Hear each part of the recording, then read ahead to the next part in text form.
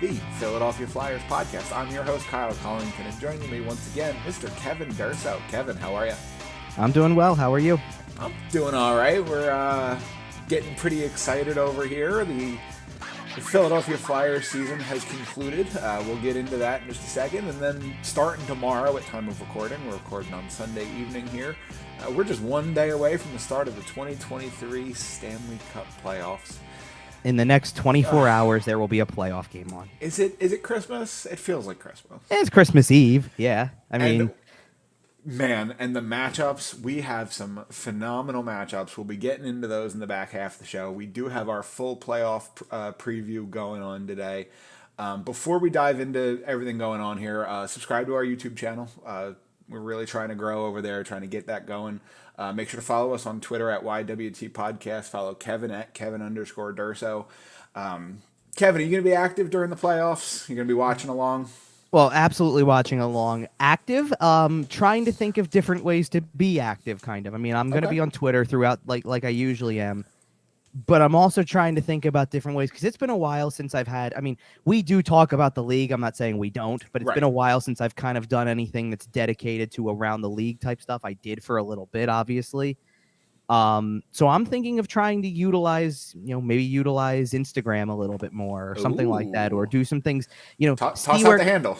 Well, it's the same. It's the same. Kevin_Durso on Instagram exactly, as well? Yes, okay. It is. So there's no changes. Like, you just follow along on the same. I try to be consistent across my platforms here. So Absolutely. This way, it's really easy. But, I just want, maybe to put something out there a little bit more and do a few different things, just because it's, this is the part of the year that's going to get really boring from more or less our from a standpoint. local coverage perspective. Right. And definitely not boring from around the league. Obviously, we're excited for 4 playoff games a day kind of stuff in the first round. It's like the NCAA tournament a little bit, when it's like, when there's all these games at the beginning and it's exciting, and then you slowly kind of work your way down to the best of the best in the last couple, and all that stuff. And there's only one a day. Whoever survives as far as the NHL goes. Oh, sure. But you know what I mean? But it's the last, one a day kind of stuff. And you're getting to its showcased matchups. Oh yeah. This is just a whole mishmash of stuff where it's like, if you got multiple screens, utilize them. It is beautiful, beautiful chaos. Exactly. So all of that applies, but it does get boring for me from a local standpoint, because honestly, I like that, and this is where I'm coming from with this. I'd love to be able to do all that stuff all year long, all playoffs long. The local audience isn't going to have as much of an appetite for it. Their team's out. There's other things going on in the city. Push that to the side kind of stuff. Sure, but speaking of the local coverage, it hasn't gotten boring quite yet. We did have some exit interviews here. We did have the season come to a conclusion. Sure, and I do want to say, before we even get into the player side of things, obviously we're a day in advance of the other part of the exit interviews, which is going to be John Tortorella and Danny Briere. There's a decent chance. Those are going to be very interesting. Well, they're going to be interesting, but there's a decent chance that somewhere potentially in the next 24 hours, I'm not saying it's definite, but we've already talked about how all signs kind of point to Danny Briere is going to be the GM. Just drop the interim tag. It's going to happen.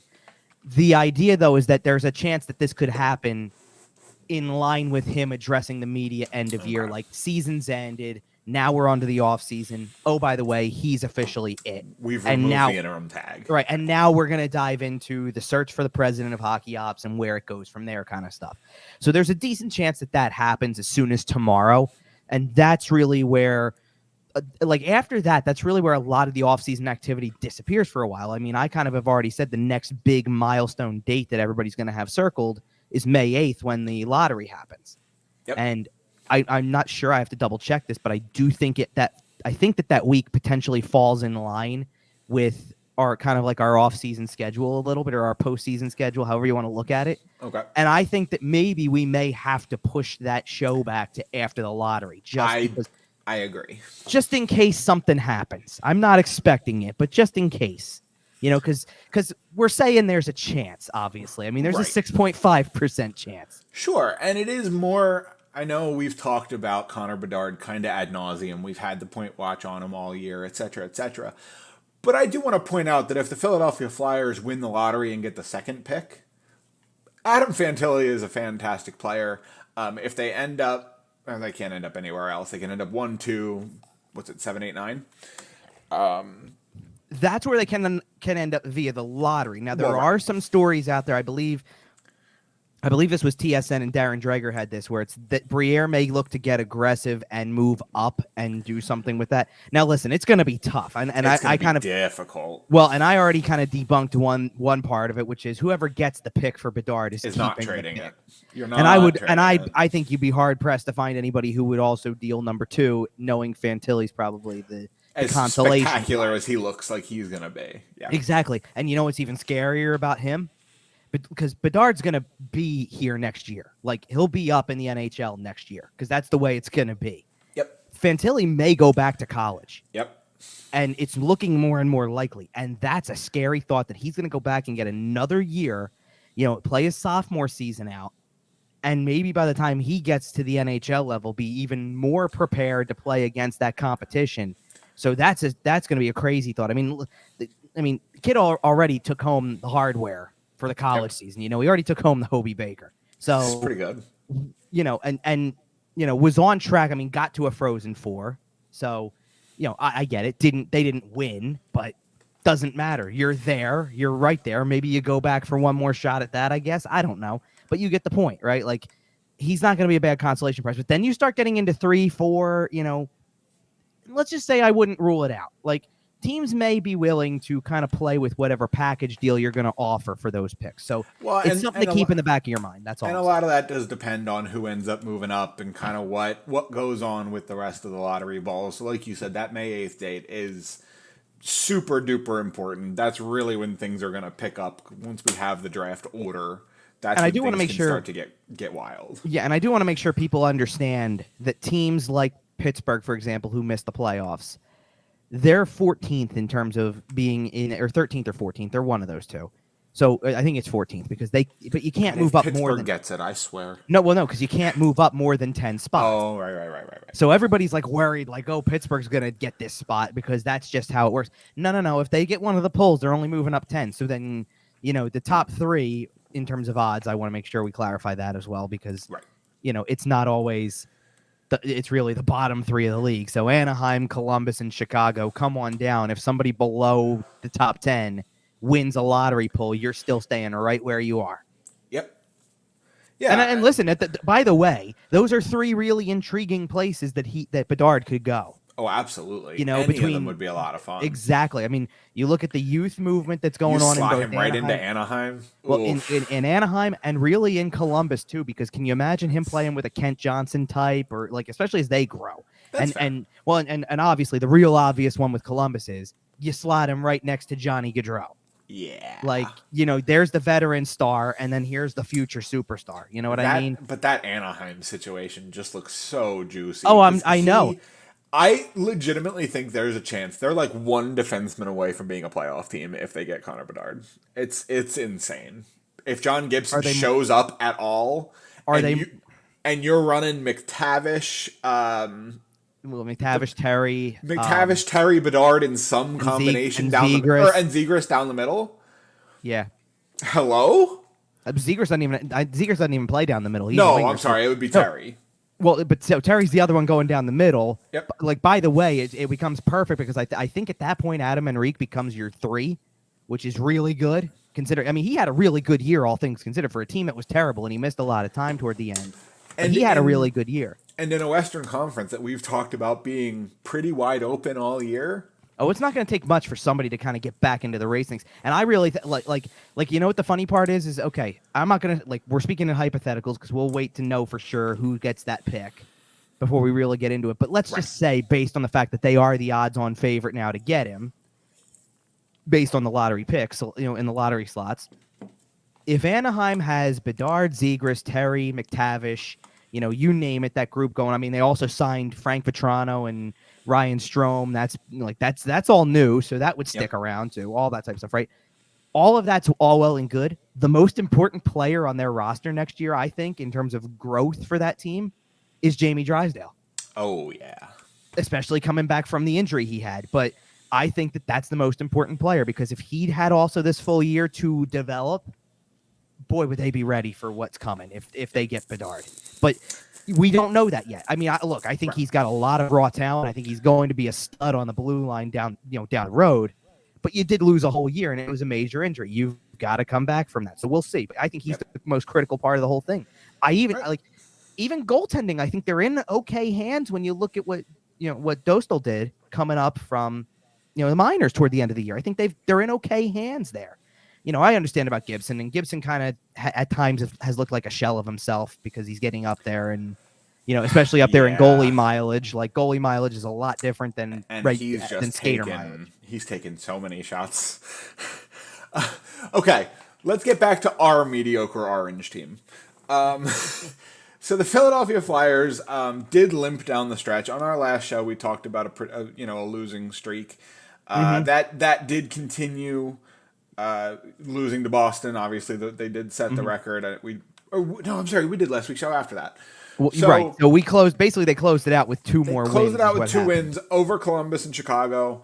I don't think it ended up changing their lottery math at all. It didn't, and that's how things worked out. And that's quite literally the first note that I have, which is there was really nothing of significance to play for. They were locked into that 7th best odds in the draft lottery spot. It wasn't going to change whether they won or lost. So they went out there and beat some pretty bad teams and at least ended on a little bit of a high note. Exactly, because getting 2 wins can present some good vibes going into the offseason.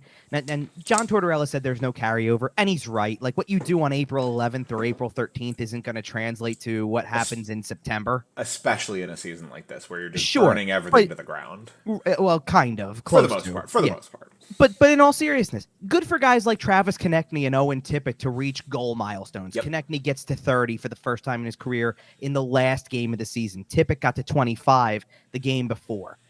Both exceeded that number actually because Konechny ended up with 31. He scored 2 in the last game, and then Tippett added a second goal in overtime. That was the game winner against Columbus, and then scored against Chicago too to finish at 27. So they exceed those numbers. Morgan Frost got to 45 points. So, and like these are all good things for the future of these particular players to feel some confidence individually, because a team with great confidence in each other is only really as good as confidence that the individual has in themselves. When you have a bunch of players playing at a high level of confidence, and I think that we can point to teams like Boston, or Colorado or Edmonton of late, because they've all been kind of rolling through and doing a lot coming into the playoffs. It spreads throughout the room when you've got players who have that level of individual confidence.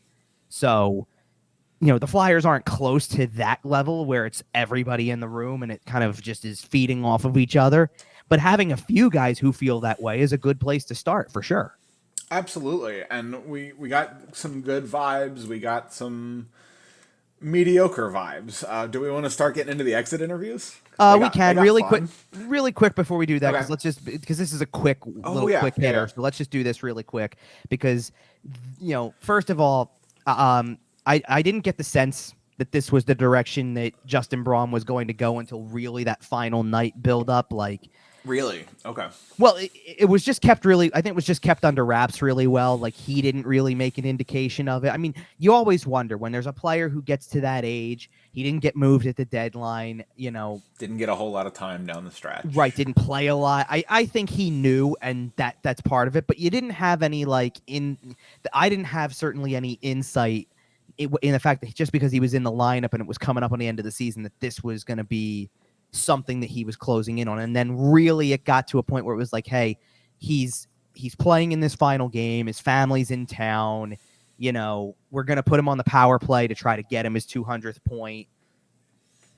That kind of stuff. Like then it all amounted to this is exactly where it's heading. And then basically after the game was over was when he really confirmed it and said this is it and all that type of stuff. And obviously I think that we're not going to really remember in the long haul. We're not going to remember Justin Braun's years as a Flyer near as much as the overall body of work he had, kind of being part of a core in San Jose that ultimately built to getting to a Stanley Cup Final. Sure. That was certainly, obviously, that's got to be the high of his career, was getting close enough that they were in a Stanley Cup Final and 2 wins away from winning it.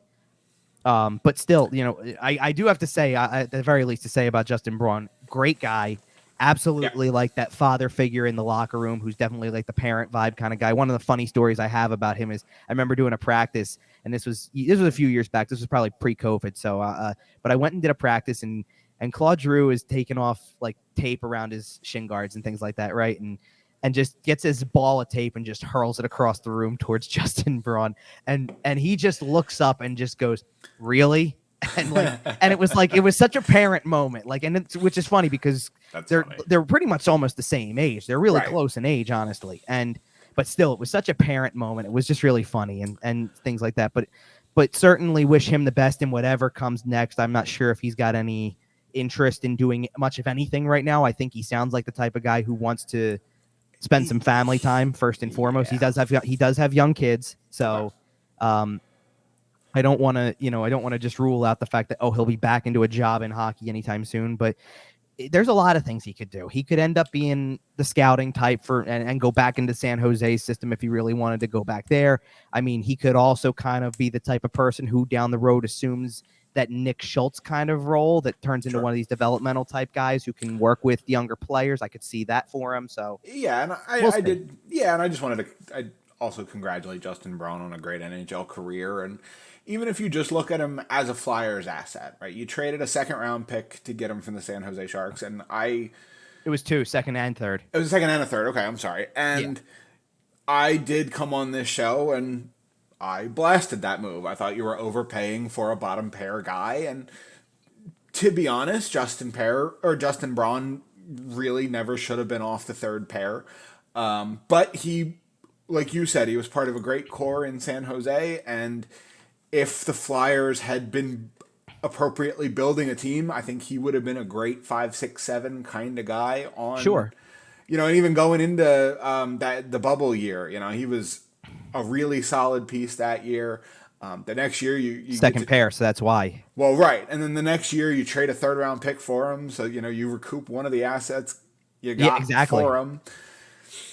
You got 4 years, 5 years, something in that neighborhood out of Justin This Braun. would have been his fourth season, I think, with them. Yes, because everybody thought it was over. He had signed, well, not signed, but it was when he got traded over here to begin with. Oh, when they traded him over here, okay. Right. No, I'm saying in the first place. So he had a certain amount of time, and they traded him in the last year of that contract, and then brought him back for the extra year, of which I got to mention. I think this was last year more so than any other year, but last year in particular. This goes to show you what kind of guy he was in the locker room.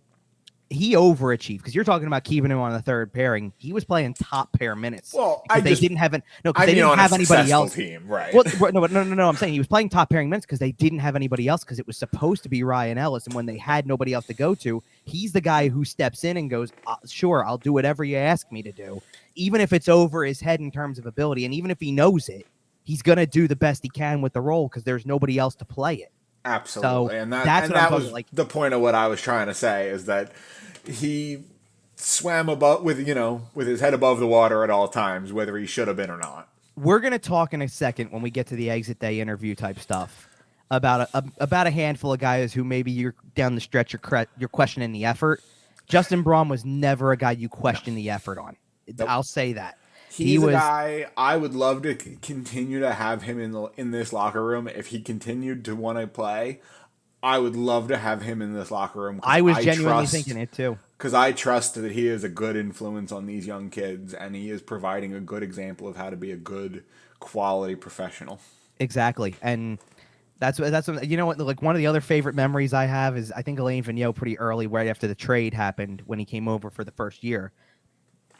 Called him something like an octopus or something like that, where that everything gets lost. He just absorbs everything, right? Like it's like he's got all these different limbs out there trying to, take the puck away and all that stuff like that. And it was pretty funny stuff. So but it kind of was true. He didn't exactly have the smoothest game or the prettiest game from a defensive standpoint, but he got the job done a lot of times. And it was, that's the thing. And so.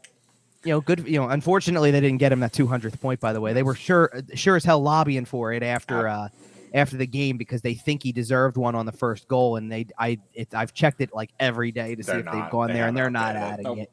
So, oh well. I mean, no. The funny part is everybody else cares a lot about that because 3 different people in the post game said it. And That's he funny. didn't. He doesn't care. Of course it's like not. He's a it's not guy. a big deal. Whatever. Well, and I did also want to mention his last game looks like it may also serve as Jonathan Toews' last game. Could. We don't know if it's his last It NHL is. game, but last game in It Chicago, certainly obviously. right. It certainly seems like it's his last game in Chicago. It Although, definitely is. well, if he plays somewhere else, I'll never rule out a one-day retire as a Blackhawk type contract. Well, I But get you your know point, what I mean. but yes. But yeah, the Blackhawks announced in advance of the season finale against the Flyers that it would be Jonathan Toews' last game as a Blackhawk. That they would not be not be offering him a contract this summer. That they would be allowing him to test free agency. And they wished him the best, and they gave him the send-off, and he's been their captain for a very long time. He won 3 cups there. You can say anything you want about Jonathan Toews. If he is indeed done, obviously his struggles over the last couple of years have been pretty well documented. Especially what kept him off the ice last year in particular. Everything, just over the last couple of years, and if it is indeed a career for him, obviously we do congratulate him here and wish him the best. If he signs for a division rival, never mind. Because if you tell me that Pittsburgh's not calling him, come on. Tell me I'm wrong. No, I hear you. They're loading up. The only thing that I will say about him, and I heard this later on, like it wasn't really said immediately, but the quote that came out that he had about, I never really pictured myself playing anywhere else. I always thought I'd retire, and I still feel that way in some degree. So I'll have to think, like, he's really going to be contemplated. I think he might be done also. And it wouldn't surprise me. I think it's when you have guys like that who take a lot to come back from something that kept them off the ice, sometimes just getting back for a little bit is enough. And then it's, you know what? And my time is up. He strikes me as the kind of guy who A, wants to go out on his own terms, which is what he did by playing this last little stretch here, and B, doesn't want to be a liability to his team on the ice. And by continuing to play, obviously, as you get older, you put yourself more at risk for that. Well, and he strikes me as the type to walk out strong. Sure, and well, here's all you need to know also about like is his career. If his career comes to an end right here, 1,067 games, 883 points, 372 goals, the last of which came in the last game. Like he was still contributing to the end. That's really the way that you want to go out, and he'll to bring the team within one. Like it was a big goal. Yeah, and it was again, kind of in a fitting fashion, like we talked about with Joe Pavelski's got his 1,000th point on a deflection. Jonathan Toews is always really good at that. And I mean, it was almost storybook in that game where he gets a breakaway in overtime, and I thought he had it. I wouldn't have been upset in the slightest. I wouldn't have been surprised. I wouldn't have been like, well, I don't get upset about anything anymore with that. In a game where neither team needs the points, I'm okay with a feel-good story like that. Come on. I would have been crying. But regardless, like he's going to be one of those players that, despite the fact that he didn't really reach one of those individual milestones, like he wasn't a 500 goal scorer, he wasn't a 1,000 point guy, he's still making the Hall of Fame for the leadership qualities, the Stanley Cups, like first ballot. Yeah, exactly. I mean, and listen, I understand. Look, I'm mentioning this here and now so we don't gloss over the whole thing. I know all the stuff that was out there about that 2010 team, and that's going to be a scar. That is a scar, but I still think that we know how things go in the sport to an extent, and some things just don't, they're not factored in when it comes to piling on accolades. Let's just say it that way. So I don't it's not going to change the fact that he is a first ballot Hall of Famer. And that was only his second season in Chicago? It wasn't exactly part of the leadership structure at that point. What, in 2010?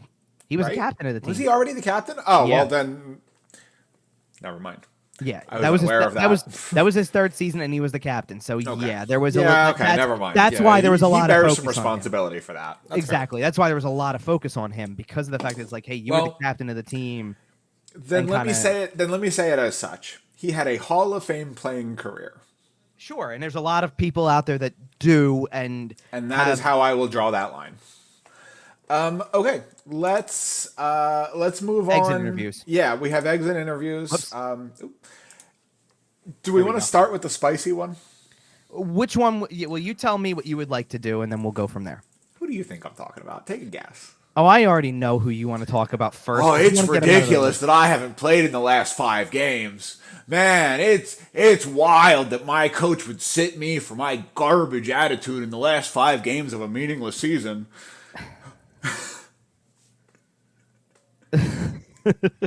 I want to be a Flyer. I grew up a Flyers fan. Man, Oh, I hear you there. I get that. Yeah, I hear you. I'm trying. What I'm trying to do is go back and look at something really quick because if I'm not mistaken, I think he spoke for the longest. I believe that of all the available. Shocker. Well, hold on. Well, shocker. That kid with a microphone in front of him talked the longest. Wow. Well, okay. Hang on a second. There's two sides to that though, and I say that because there's guys who come out that you go, we got a lot of questions for that type of player because for whatever reason, like there's something to talk about. Right. Well, like as I'm looking through, like Cam Atkinson didn't play a game this year. He spoke for 15 minutes at the end of the season, though, because he very specifically, by the way, and we're going to actually get into this part from his thing, got into the specifics of kind of the diagnosis of his injury and trusting people in the medical side of things. And it was very stuff. And it was very detailed, and it's very important to process everything that was said because there were parts of it that if you just cut out the one line and put it as a headline, things look wild. Well, it looks terrible. Yep. And it's, but all said and but my point is that the video clip of Cam Atkinson is almost 16 minutes long for somebody who never played a game. There was a lot of questions to ask, right? Trying to see who else has a good one. I mean, Kevin Hayes spoke for over 10 minutes. Sean Couturier, 11 and a half. Yeah, we'll get to Kevin Hayes in a second. Scott Lawton. Here's the thing. I don't even have a note on Scott Lawton because Scott Lawton was just a leader throughout the year and really was just talking about next year. Like there wasn't anything like earth shattering from him. Still spoke for 12 and a half minutes. What you expected him to say. Yeah, still spoke for 12 and a half minutes though. So you know what I mean? Like, but then you get guys like Rasmus Ristolainen and it was a 5-minute end of year thing. Nick Delorier was 7 minutes, and there's not a whole lot to go off of out of these, right? Like, obviously, it's still a little early, but just real quick, do you think Scott Lawton comes back as the captain? No, because Tortorella does not want to hear those questions. He's not naming a captain next year. Don't ask him. Okay. There's no captain next year at all. That's already okay. Well, and that's up for discussion too, to an extent, because because. I don't think this was a conversation that was had in the press box a little bit after Tortorella said that there wouldn't be a captain. It's a little bit unfair to Lawton to be the one player wearing a letter to begin with this year and not have it be a C. Well, no, and treat it as such. Like you're the de facto captain. Everything was lining up for him to take that over, and it was basically like Tortorella dangled it in front of him for half the year and then took it away at the end of the year. Like, nah, I'm not doing this. We don't have one. Yeah, like that was a little for him. Like that's a tactical thing that that's that old school tactical side of Tortorella that you're kind of like, dude, really, like he's done everything you could possibly want him to do. He's beloved in that room. Every player he would sacrifice every limb on his body for this team. Correct. Right. So, and by the way, the other part that's funny about some of these interview clips and how they are timed as things go forward, you get toward the tail end of the day when. And I didn't go because it was middle of the day on a Friday. I was actually on this past Friday anyway. I was also going to my brother-in-law's bachelor weekend too, or I was only going down for the Friday part, but still. So I'm like on the road for I was on the road for 4 hours between going to and coming back from Atlantic City. So but it's like a whole day. It's like 10 to 4 is when they did this, or something like roughly, right? 10 a.m. to 4 o'clock in the afternoon. So when you're there for 6 hours as media and you're going through all these players coming in through the revolving door to sit down and talk, you get to the tail end when it's a bunch of really young players who are probably going to be back next year, and they're all like 5 minutes long. Like we're just going to ask a handful of questions and get out. Hey, you going to work out this summer? Yep. You going to get in good shape? Yep. Well, for a lot of those guys, it's probably more so questions about what kind of progress do you think you made? What are you looking to do in the off season? What do you want to improve on next year? Because there's not questions about their status. Like Cam York was one of the last ones to go. Do you think there's questions about whether or not Cam York's on the team next year? Probably not. Like he'll be back. Is his role going to be massive? I don't know. We'll see what Tortorella thinks when training camp rolls around. But until then, all you can do is ask, what do you think you did to improve, and what are you going to work on, kind of stuff. But let's go to your guy, who you want to talk about first, because he spoke for the longest, and kind of as is such typically when Tony DeAngelo gets in front of the microphone, to start with, I'm not going to talk about it, and then ends up kind of talking about it anyway. Yeah, it's hilarious.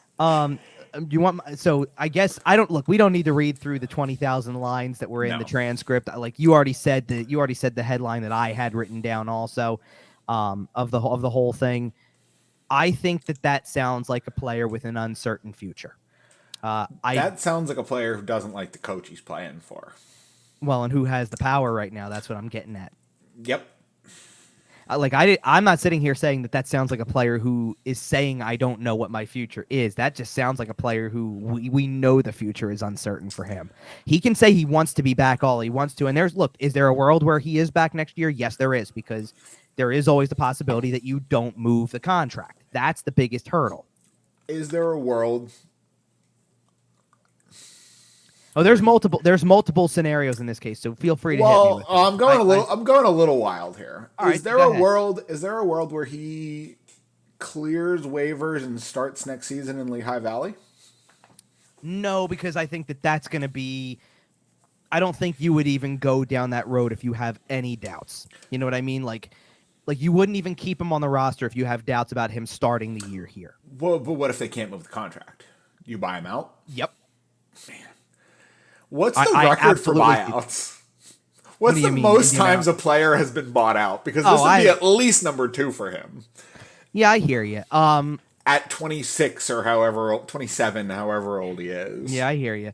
But that's one of the scenarios for sure. And here's the reason why. It's an easy reason. It's a 1-year contract with $5 million on it, right? And a team that doesn't care about the cap and can easily eat half. It's not even okay. So I just mean in terms of as a trade asset. Well, but that's what I'm saying. So you're mixing the two scenarios, because if they trade him, they're probably going to have to eat half and find a taker. And we already talked about this last week. Like, who's going to take him other than maybe a team like Arizona who needs to hit the cap floor? Right. You know, other than that, like, who is going to have a spot for this guy? So if buyout's the answer, you're paying for 2 more years at that point, but it's not half of what the contract was worth. It's $1.67 million. Do you think you're going to be that cap strapped for $1.67 million the following year? You know, let's just say if you were going to trade him, you were already going to retain $2.5 million this year. So 1.67 is even better, quite frankly. Absolutely. But then it's the 1.67 the following year. But realistically, are you going to be playing with that? It's not going to be. You're not turning it around that quickly anyway, unless you're winning Connor Bedard. So. It's not detrimental. So in other words, I think that, like, and this goes back to last offseason, I didn't get the decision to acquire him. It only looks worse if you're headed towards a divorce after just 1 season, when you signed him for 2 at the cost it took to get his rights and to sign a contract. It just looks flat out terrible. That looks like a deal where I don't know, because Chuck Fletcher sometimes didn't make decisions on his own. He went to a bunch of people and was looking for sign off. But if Chuck Fletcher did anything with this on his own, it is easily the worst decision that he made as the general manager, just because of the fact that that was your piece in the offseason. That was the big move that you ended up making. And it was just worth way too much. 3 draft picks just to get a guy's rights, to have him for a year, is pathetic. Over under 30% likely that Tony DeAngelo is a Flyer to start the 2023 season. I'll definitely say under. I'll give it 20. So I'll go 20-80, 80 that he goes, 20 that he stays. So now I'm going to go to our next interview here, and I'm going to start with the same question.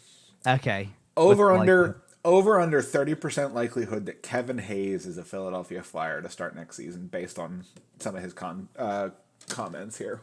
Under. Now, significantly under? Yes. Okay. 10% over under? I'd even be willing to go 95.5. Wow. So you think it is very, very, very likely, as we sit here right now, that Kevin Hayes is not a Philadelphia Flyer. Well, and here's why. Okay, because you're I'm that confident that he won't be on the roster. What I'm not confident of is how it's going to be done, because that's a complicated trade as well. And if it's not a trade, if the buyout is not as simple as Tony DeAngelo. Right. This isn't 1 year left, buy out the year, and it's a couple years of payment and you're good. Right. They did the same. Two. Right. The complicated part is, whatever you decide to do here, it's not going to be pretty. It's gonna, but this is and this is the hard part for Danny Briere coming in, is the first couple of things you're going to end up probably having to do. It's not going to be pretty at all. Nope. Because you're not going to get a big return for Hayes because everybody seems to know if you that get a return at all. Well, you're going to get something, but it's going to be very, like I hear where you're going with this. It could be very Shane Gostisbehere move type, like just get it out of here if you can. Like, man, you can't trade a second and a seventh to get rid of it though. Only way this team can't trade draft capital like that. The second more so than the seventh, but like you can't trade a pick that might be the 36th pick. I get where you're coming from. The only reason that I would defend doing something like that is because let me kind of give you like here would be my offseason plan, because let's go off of this for a second, because again, you have two easy ones that are off the books. Braun's retiring, and we'll get into James Van Riemsdyk in a second with a comment that he said, because I think it's kind of significant, but ultimately he's not expecting to return. He kind of feels like, based on everything that's been said, like going younger, all that stuff, like that's not him. So he figures they're going to go in a different direction. That's probably the case.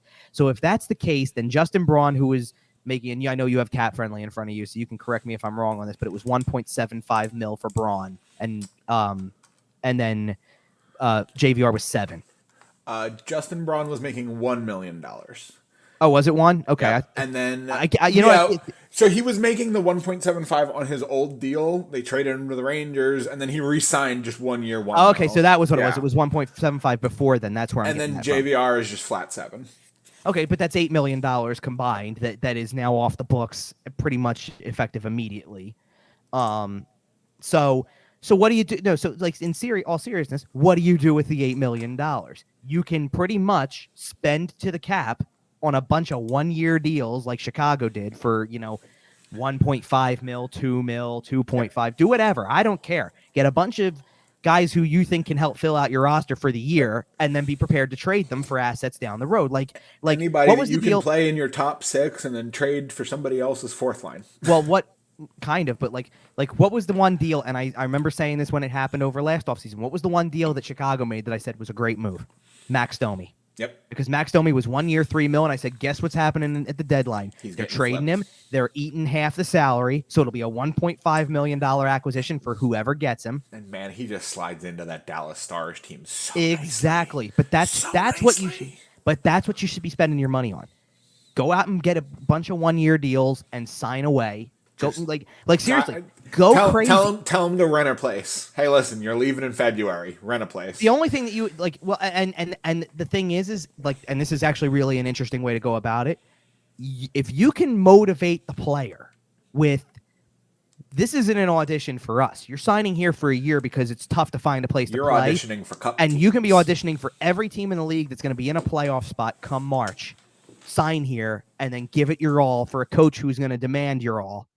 And then we'll see what happens at the deadline. Like, that's how you make Danny Briere's job really easy. It's not easy today, but it could be really easy at next deadline if you give him some pieces that he can help bring in, obviously. And they're all on 1 year deals that are easy to move, and as long as the player stays healthy and gives you his all, you've got something to work with. That's the way that I would approach this offseason. And quite frankly, I trust John Tortorella with that information. If you tell him, hey, John, we're going to get you a bunch of guys who you're going to juice as much as you can, and we're going to trade them in February for the highest assets possible. I see John Tortorella being entirely on board with that and going, all right, cool. I'm going to maximize these guys. I'm going to get us our best assets possible. We're going to talk about Tortorella in a couple minutes, probably, because Kevin Hayes will get us there. Well, I hear you, but one of the things that I'm really afraid of with Tortorella is, because there's a lot of questions about he sat upstairs for a lot of these games and things like that. I love that he did that. Well, I don't think it has anything to do with, like, he's here to coach the team. He's not going to be part of this front office. He's not, like, moving from the bench. He's not going for the president of hockey ops job. Not formally, but there's a reason. No, but there's a reason to believe he's trying to have as much influence as he can on a lot of things. I mean, think about it for a second. You've got a general manager in place who at the moment is interim, but could be not in a day or two, for all we know. Right. And he's a first-time general manager. So there's kind of this Torts knows best kind of vibe right now, because Torts has been around longer and is going to use that. And I understand that, but he's also just the coach. He's not the guy who puts the roster together, and you can't, going forward, following the rebuild, have some giant roster of muck and grind guys. You just can't do it. Like, that's the way it goes. Now, if you would like John Tortorella to give some influence on a bunch of 1-year deal guys. Be my guest. Get a bunch of, go out and get a bunch of Nick Foligno types and all that type of stuff, and have them available for every team in the league come trade deadline time, and see what happens. But not, not in the long haul. Not when you're making big, like I don't want John Tortorella to give his influence on the type of player he wants coming out of the draft. I agree. No, don't let him pick the kid who is going to possibly be part of the foundation of the group going forward. That may not be playing for John Tortorella when all is said and done. Right. Like exactly. And that's just the thing about coaches, is that general managers can kind of, their job is to look 3 or 4 years in the future. Coaches' jobs are to look at the next season. Right. And anything beyond that is doing a disservice to that coach. Right. And you can't expect a coach to look at a roster critically for what it needs long term, because his responsibility is, what does it need now? Right. So, all right. So let's go to the Kevin Hayes conversation, because that's the next really big one in here. And again, this sounds like a player who's gone in the offseason. It certainly sounds like a guy who thinks he's gone.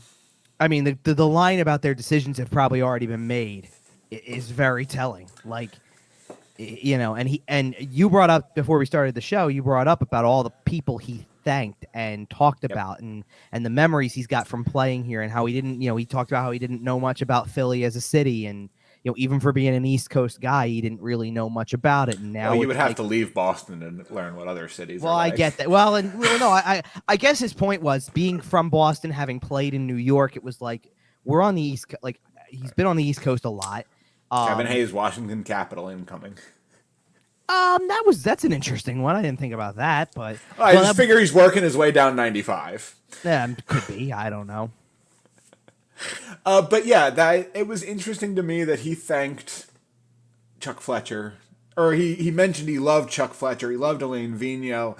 He thinks Danny Briere is great. And there's a name he just very conveniently left out, and that would be the guy who is currently his head coach. Sure, and there's no secret why. I mean, the other part of this conversation that was very telling was about how he talked about, it was a weird year. It didn't feel like a year where he had a career year, which he came very close to matching his career high in points. He was 1 point shy of that. He was an all-star for the first time in his career, and it doesn't feel fulfilling kind of at the end of it, because once he came back from the all-star break, I mean, let's put it this way. He started golfing? Well, let's not forget that the day that he was named to the All-Star game, he was also a healthy scratch. Like, that in and of itself is probably where the Tortorella aspect of this comes in. That's really where it starts. But the rest of it, he came back from that All-Star game, and I'm trying to remember. I believe I wrote it down in my article, but I want to make sure I get it right. It was the final 31 games, and he had 9 points. Yeah, he firmly stopped caring. Pretty much. He stopped skating the second he came back from Tampa. It was pretty rough stuff. And, that's, look, I'm not trying to downplay. Look, is he a good guy? Absolutely. Is he a fun guy to be around when things are going well? Absolutely. But, I think that, look, we knew this coming in. This was the whole point of this season. It was weeding out guys who are going to be here for the long haul versus guys who are not. And I don't think it's because Kevin Hayes doesn't have the desire to be here for the long haul. It's just that once the writing was on the wall between age and, his playing ability, his ability to fit into a John Tortorella lineup, I think it all added up, and he made the deduction himself, like, it's not adding up in a good way. Right. What's it all worth then? Like, well, I mean, the guy, like, you got to realize something too. The guy's making is making the most money he's ever made in his career. He's being told from around the league to an extent, like, you're an all-star level player. He's the highest paid player on the team outside of Sean Couturier, who didn't show up this year. Well, we'll get to him too. Sure. But he, to his point, because of the way that the coach feels, he went from playing 20 minutes a night, 21 minutes a night to 9 to 10. And there's a big difference when you go from being kind of relied upon, and certainly, like, you can't deny, why does he bring up AV? Because when AV was coaching, he was relied upon. Because Alain Vigneault played him into the ground. Well, that first year for sure. Yeah, and obviously no player is ever going to be happy about a reduction in ice time. But Right. The thing for me was we talked about Justin Braun and how Mm-hmm. whenever he was in the lineup, he was playing his absolute hardest and he was saying all the right things and he was still being a professional and this, that, the other. And then you compare it across the aisle with Kevin Hayes, and I understand being a veteran player and being frustrated because the team is bad and you don't think the coach likes you all that much and et cetera, et cetera, et cetera. But man, I saw some really pathetic effort out of Kevin Hayes in the second half. It's not, he didn't just take a night off here or there or a Mm-hmm. shift off here or there. He took weeks off, Right. showed up for one game, and then took 3 more weeks off. And I don't know what his game plan is because you're not auditioning well for a prospective trade team. You're not doing anything to prove to your coach that you do deserve to be on the ice more. I just don't get it. I mean, look, the only thing I'll say that's on the more the positive side of this is, people around the league know kind of where mind space is at. There's a lot of stuff that just because I go down to a bunch of games, watch what I watch, and then people are trying to get answers and we don't get very far. Like how many times did Tortorella try to tell you, stop trying to make up some story about how we hate each other? I don't hate him at all. He does, he knows where I stand, blah, blah, blah. Like, And they might not hate each other. They, I they I think they disagree professionally at a very, very Well, minimum. I'm going to tell you right now, there was a bunch of, because it wasn't just, Hayes has said this before. I don't think he said it specifically on exit interview day, but he had said it earlier in the year.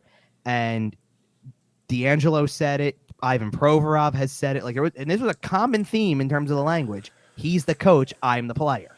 Well, Which means that kind of like, it's like you don't have a choice. He's the coach. And if he doesn't feel like I deserve to be playing, he can make that call. And obviously, this is something we'll talk about more once the day comes and, Kevin Hayes is no longer a member of this roster, and it appears as though that day might come this summer. But I talked about it when John Tortorella got hired. I came on here, I remember talking on the show about the fact that Kevin Hayes is the center of that locker room. And you're going to have Kevin Hayes versus John Tortorella. And the winner of that conflict is going to say a lot about the direction the team is heading in. And as we sit here today, April 16th, 2023, I'm not declaring victory for John Tortorella in that battle, but it's sure looking good. And there is, look, one thing I did hear a little bit or have it's kind of a rumbling, so to speak, but it's, look, I'm not going to sit here and say there's 100% merit to it, but because I'm not inside of Kevin Hayes' head here completely with this, but there was reason to believe that, and I'm not trying to beat a dead horse with this comment, but it is out there that everything in the offseason last year pointed to Johnny Gaudreau being a flyer, and Hayes obviously really wanted that. Right. And when it didn't happen, that kind of almost was the starting point of all of this. That makes a lot of sense. Because think about it. He brings up what was one of his best, because he talked about some of the best memories he had. He brought up, and never, by the way, never mentioned anything for himself. Brought up Claude Giroux's 1000th game. Brought up, playing with Keith Yandel at the end of his career, no less, which, okay, that's obviously they're buddies. Yeah. But this is where I'm going with this. That was personal. That one was for him. and it is personal, but that's exactly where I'm going with it is he gets to play with Yandel. He has a buddy around. They bring in, just go down the list of people that they continued to bring in, even down to Patrick Brown, and by the way, who also got traded at the deadline this year. Everybody I mentioned as part of the Johnny Gaudreau tampering committee. Well, right. Well, yeah. But now, okay. So look what happens. Yandel retired. Patrick Brown got traded. Cam Atkinson couldn't play this year. Wasn't around. So he's not around as much. So all of a sudden, Kevin Hayes, who also thought that in addition to all three of those guys, maybe not Yandel, because Yandel was retiring at the end of last year and he knew that, but go with the others. Go with Patrick Brown, go with Atkinson, and then throw Gaudreau into the mix. And it's like, this is going to be this whole band of like whatever. And basically, when Gaudreau didn't happen and Atkinson can't play, and like it just snowballed into this thing where he was on an island. Especially for a guy like Kevin Hayes, who is such a big personality, and I don't know him personally well enough. He certainly seems like an extroverted person. He's with his people all the time. He's this, that. He's way more sheltered to the media. Like I remember the first time we ever that I got in front of him for like an interview type thing. Where I thought he was one of the most boring people I've ever interviewed because he wouldn't say much. Right. But they put those cameras on him for like more of the behind the scenes stuff, like just banter in the locker room, and he's the funniest guy in the room. Right. So he's got a great personality. Right. Well, right, and we've known that he is I don't want to say the heart of the room from a hockey perspective, but the heart of the room from a culture perspective. It has seemed for a long time, basically since the minute he got here, right, that Kevin Hayes is the biggest presence in that locker room. Well, and that only got amplified going into last season when everything with his brother and all that type of stuff, it just gets amplified. And I think that I think part of the equation with this whole thing is when people are leaving or are not able to be around as much for one reason or another, let's say Yandel retires. I bet he didn't see Keith Yandel that often this year. Probably not. They were living with each other a year ago. Now it's not an everyday thing. Cam Atkinson's not around the team every single day because he's got to go to doctors and he's trying to rehab and he's trying to do everything. He's not on road trips, right? Stuff like that, and it's stuff like that. And I think it even goes back to the year before Claude Giroux gets traded. I think he even establishes a friendship with Giroux, but it's the end of the line for Giroux. So it's there's a lot of changes. And think about moving forward. What's going to happen too? Moving forward, even if Hayes couldn't go anywhere, you got other guys who are Van Riemsdyk and Braun and, guys like that who have been around the whole time he's been here. Yeah. That makes a difference. And Kevin Hayes is a guy that we've seen his play be emotion driven at times. We've seen him play well when he needs to, and we've seen him play poorly when he's not at his happiest. And that really came to a head here towards the end of the season, and obviously it seems like John Tortorella's had enough of it. But okay, I think that... Was there anything else you wanted to mention from exit interviews? I think we kind of covered the two big ones. I know you mentioned Sean Couturier. He talked about his injury a little bit.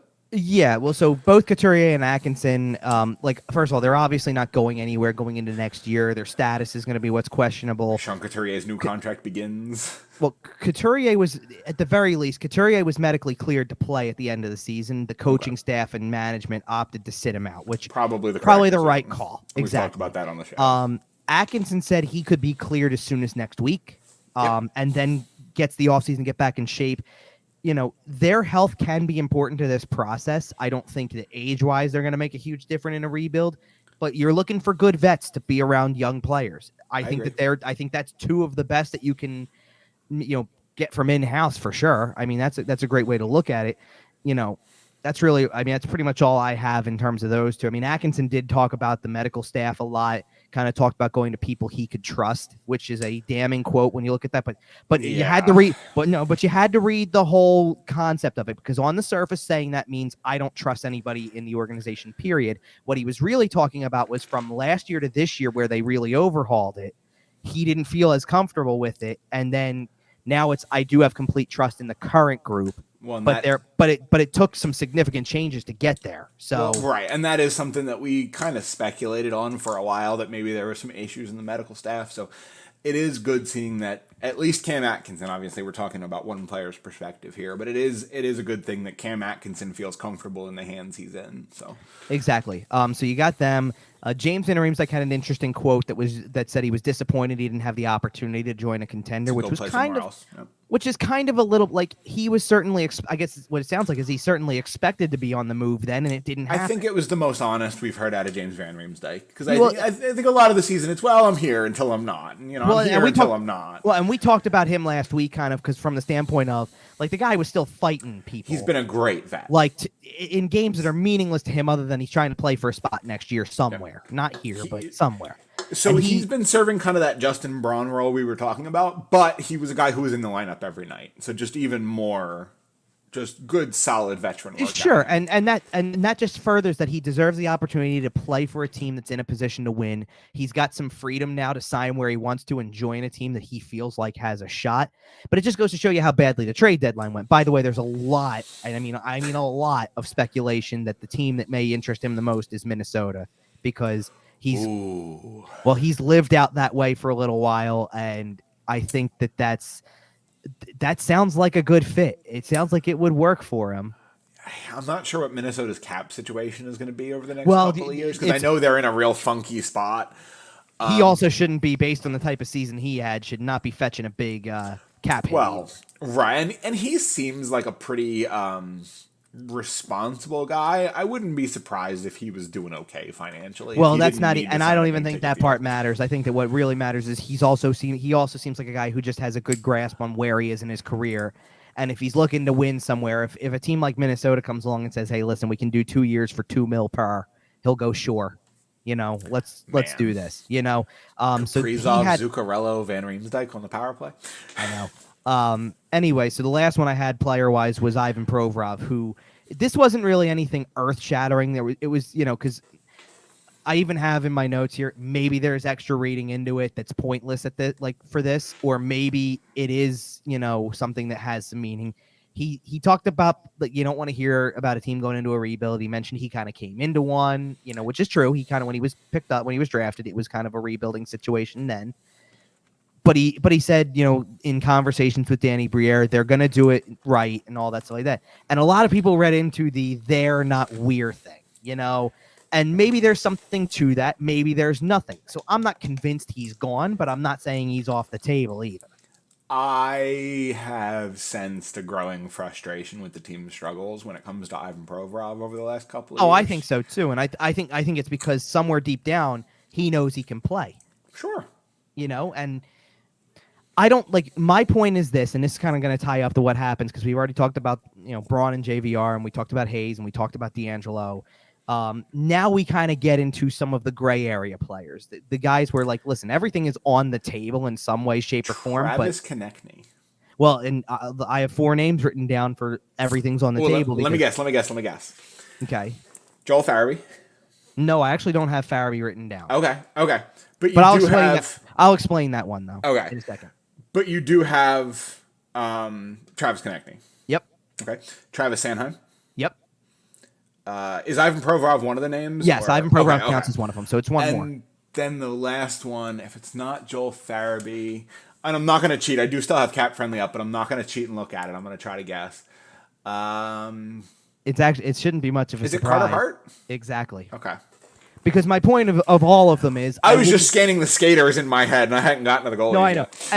And the reason I say is because I look at all 4 of them and I go, I wouldn't be surprised if any of them were to stay or go.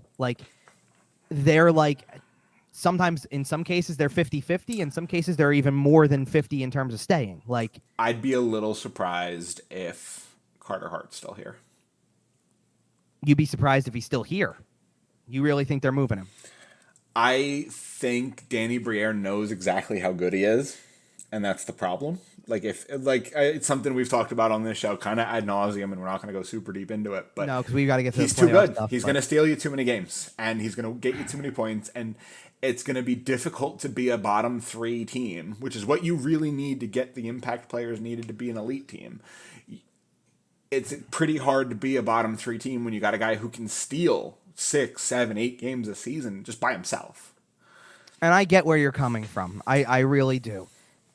As far as I'm concerned, and you're like a lot of other people out there when you say things like that, because what you're looking for is win the lottery and get the guy who is right there. Well, and not even beyond that. And the fact that you still have Sandstrom and Urson in your development system, and they're almost ready to go, but they're not established veterans like Carter Hart is.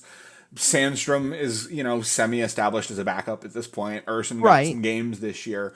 I think if that's your tandem, that's a good tandem for a rebuilding team. Carter Hart is an excellent goalie who is probably too good. Well, based on one thing you just said, I'll give you a statement that I think is going to ride out through the offseason and be absolutely confirmed when next season starts.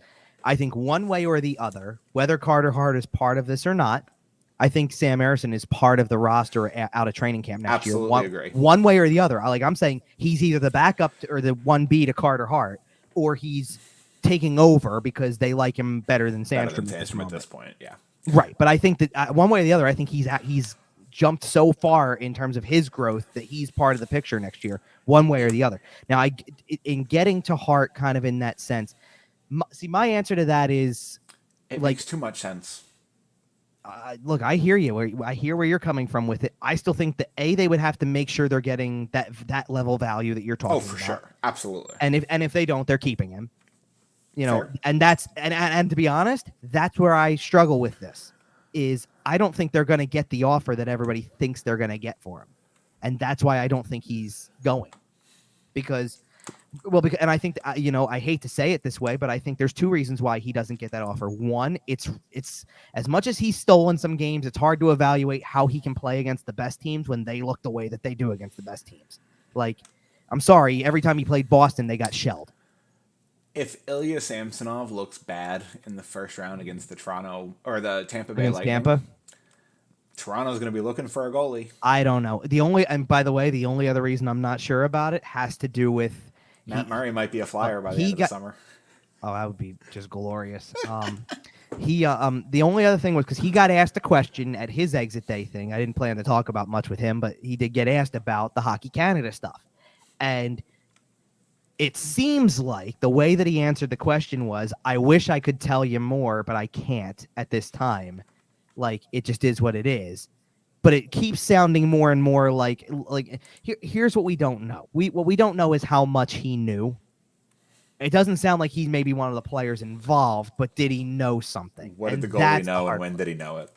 Well, I hear you, but you know what I mean. It's like, but I think that makes it hard to move him right now. That it's still hanging over their heads. That they can't go to that. Let's put it this Alex Formenton didn't sign a contract this year. He played in Europe. Well, and let's put it this way: Hockey Canada, to prepare for World Championships, Doug Armstrong was in town for a week scouting, and there was really only one player for the Flyers he could have been scouting during that whole week he was in Philly for World Championships for Hockey Canada, and it was Carter Hart. And by the end of the week, he had spent the week there, and they said, yeah, guess what? While this is going on, no player involved from that team is going to be able to join any international teams. So he wasted a week watching Carter Hart and can't add him. And I think as long as that kind of thing still hangs over the heads of every player who's involved with it one way or another, then I don't think he's able to be moved as easily. But I agree. But we'll see. I don't know. All right. And I think that is about as good a place as any to put a pin on the Flyers for now. Obviously, we kind of have all offseason to talk about where this team is going, what trades are getting made, what trades aren't getting made, this, that, the other. It starts tomorrow, Kevin. Can we switch topics and have some fun here? We have the playoffs, the Stanley Cup Playoffs, the single best tournament in all of sports. March Madness is a close second, but I'll take the Stanley Cup Playoffs because it's 4 rounds of up to 7 games apiece of just absolute chaos. It takes 2 months. Nobody comes out healthy. We've had guys play with broken limbs, punctured lungs, all of the above, because it's the Cup. Yes. How far are we taking this thing here? Because I have first round predictions, but we filled out brackets. So we did fill out brackets, and I did want to talk about that as we transition over. We have a bracket challenge up on nhl.com/bracket. We're going to have that link in our descriptions. You can check that out. Join in. We're just doing it for fun. Yeah, we tweeted it out before we recorded the show tonight, too. So we already tweeted it out. We'll put it out again as part of put your bracket up against ours. See how it goes. So I think what we should do on this show is we should do our first round matchups, obviously, because that's what we have upcoming. And then I think we should give our Stanley Cup. You want to just go that far and just go the conference finals. Just the finals. That's what I mean. Like, you want who's in the finals, and then who wins the thing. All right, that's fair. I have everything written down, but you know how this goes. When we get to the second round, I'm going to rewrite based on what's in there and predict those. That's why I'm doing it the way I'm doing it. But certainly we got a whole first round to go through. So do you want to just go down in order and we'll just let's run start through? So let's start with the Eastern Conference. We'll go here first. Absolutely. We'll go Bruins and Panthers. So that's that is the number 1 seed overall, number 1 seed out of the Atlantic against the second wild card. So where do we want to begin with this one? Do the Panthers win 1 game or 0 games? I'm giving them 1 because I them don't. 1? Okay. Yeah, I am going to give them 1. It's so hard to predict sweeps in hockey. It's so difficult. It's very hard to, and you know what? They had to play pretty lights out toward the end to get into the playoffs. So that's a reason why I think and to be fair, Florida did beat Boston once this season already, and we know already Boston didn't lose a whole lot of games. I mean, it's a team that won 65 out of 82. So you do the math, that's 17 total losses, and one of them apparently comes to the Florida Panthers at some point over the year, right? Yeah, so, but they did also lose to Chicago at one point. They lost to Ottawa. They lost to Ottawa early in the year, and nobody knew they were going to be that good. It was the 4th game of the season. Exactly. It was a 3-game winning streak and a loss. It's like, oh, okay, that happens. Sure, so whatever. I do have Boston in 4, and the big reason for that is the goaltending situation in Florida. There's a real chance that Alex Lyon is a major goalie for the Panthers in this series, and I know he's played well recently, but it's a whole different animal once the playoffs start. And I don't know. I love Alex Lyon. If you've been listening to the show for a while, obviously you know. I love me some Alex Lyon. I don't know if I love him against the, best regular season of all time, Boston Bruins humming on all cylinders, rolling into the playoffs. Yeah, if they steal one, I won't be surprised. Mm-hmm. I won't be surprised if it goes 5. I will be surprised if it goes to 6 or any longer than that. But I think the Bruins in 4 here. And I got them in 5, and basically the reason why I'm giving Florida a game because I think that there's certainly an element to them that will be, there's going to be a night where Alexander Barkov and Matt Tkachuk just take over for a night and do what they have to do. There's going to be a night where the star players step up and find a way to get it done. Oh, yeah. Can they do it the whole series? I doubt that. I mean, look, I am also keeping in the back of my mind that this could be a win that comes early in the series just to play with everybody's minds, because obviously I think what everybody's thinking of when they look at this series is Tampa Columbus from a few years back and go, well, Tampa had the win, tied the win record. They were the best team in the league by a mile, and they didn't win a playoff game that year. If Sergei Bobrovsky comes into this series. Oh, I hear you. But I just don't get Boston's built differently, and I'm not trying to I think there was an element where you know what? Do you want to know what it honestly is too? And this is nothing against Tampa, because Tampa by that point had plenty of playoff experience, and they had guys who were cornerstone players. Stamkos had been a captain for long enough. I get all of that. Just tell me where a Patrice Bergeron-led team is going to let this happen. Tell me where that exists, because I don't see it. So I did also want to mention, by the way, Matthew Tkachuk versus Brad Marchand. Oh, it's coming. Come on, somebody's getting licked. Well, we'll see about that, but nonetheless. All right, let's move on to our next series. Okay, but it'll be a fun series nonetheless. Yeah, absolutely. It's going to be a fun series. They're all going to be fun series. Well, yes, but next we have Toronto and Tampa. And we started this last week a little bit because we've known this for a while. We've known that this was the matchup for a while. We have literally mathematically known this matchup for about 2 weeks. Yep. We have essentially known this matchup since January. January. It would kind of, yeah. Now, one of the interesting things, by the way, was that these two teams played each other over the past week, days ago. And it was very much a precursor to the series to come. There's already a little bit of blood boiling, which is always a good thing going into a playoff series. Shen fought a former teammate in Patrick Maroon. Man. But so last week you tried to tell me, you took the easy way out and told me the blue team was going to win. So who do you really have winning? Oh boy. Toronto in 7. Oh, he's going Toronto in 7. So here's the thing. These two teams played last year. They went 7 games. It was a close series. Mm-hmm. Tampa edged it out. Yep. I think Toronto is better than they were last year. I think Tampa Bay has slipped a little bit from where they were last year. I think that is enough. Now, I think their resumes and their history will not allow Tampa to go quietly. I don't think it'll be a short series by any stretch. Sure. But I do think Toronto finally, exercises the demons and wins a first round series. But it's going to take all 7 games, and it's going to take Game 7. Like it's gonna be amazing. So here's what I'll say, because I already gave part of this prediction last week also. I have 7 games. It's going to be 7. I felt that from the beginning. Yep.